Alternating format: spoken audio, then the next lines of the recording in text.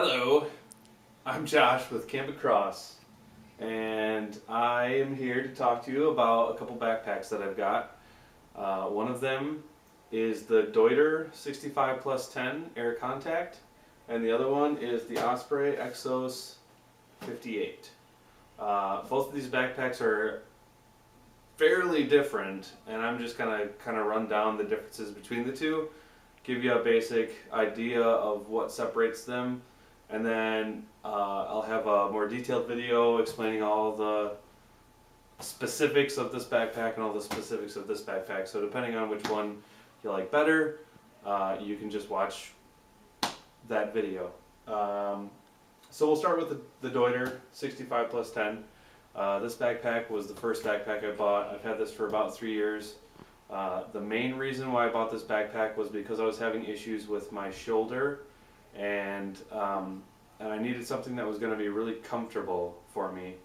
And I tried on a bunch of backpacks, and this was the only one that really was just comfortable right out of the box. There are other backpacks that you get where like you've got the heat molded hip belts and stuff like that, and I just didn't really want to mess with that stuff, and so I ended up picking this guy out.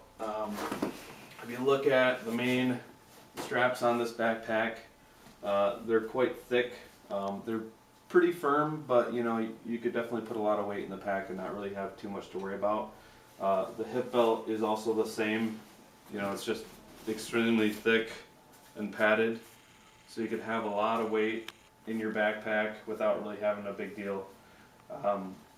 And since I've had this backpack, I have went from a very heavy pack weight to a much lighter pack weight. Instead of carrying synthetics and this sort of stuff, I'm now carrying down and stuff like that. Obviously it takes a lot of time to put the money into that type of gear. So at first this backpack was great because I needed a lot of space to store all these things, and I needed to be able to carry the extra weight without hurting my shoulder, and so this pack fit me really well.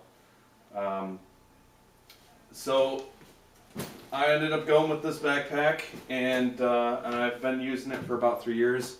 And once I finally got to the point where I wasn't really using much of the pack's volume, I started thinking, this is a 6-pound backpack. I started thinking I could probably cut down more of my weight if I went to something that's considered more of an ultralight backpack. So I started looking just recently, and that's how I came across this backpack here, the Osprey Exos 58. And the Exos line for Osprey has always been one of their super light or ultralight backpacks, but this year they've even cut down the weight a little bit more, but also by doing that, even adding more comfort to it and whatnot. You might have seen videos of the last year's model, this being 2014's model. The shoulder straps and the waist harness on those, if you look at those videos, they're pretty thin. On this pack, they're actually pretty thick up at the top here, really where your shoulder's going to sit, but then there isn't really much padding anywhere else on it, so they kind of doubled it up on this area and got rid of it down here, and it really does make for a really comfortable ride on your shoulder.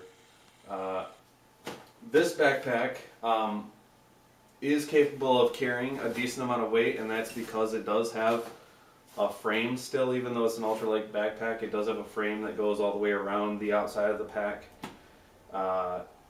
And basically with this, I was able to cut 3.5 pounds out of my system, going from this 6-pound backpack here to a 2.5 pound backpack here.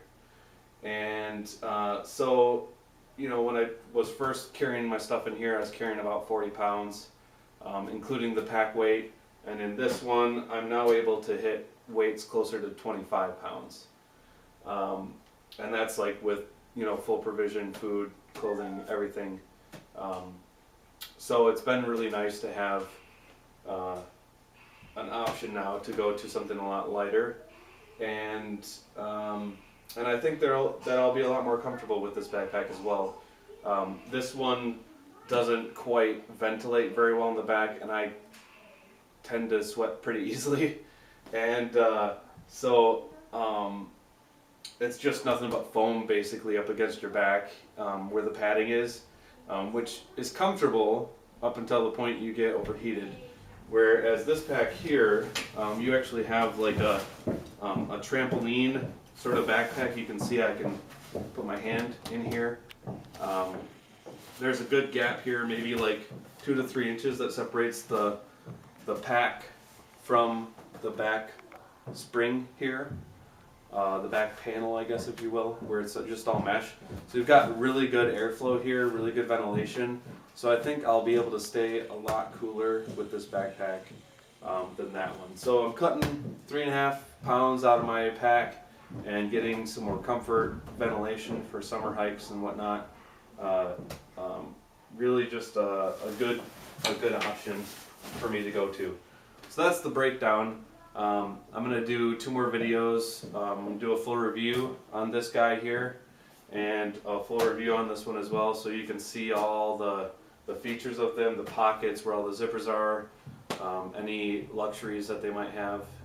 So check out those videos, they'll be coming up next.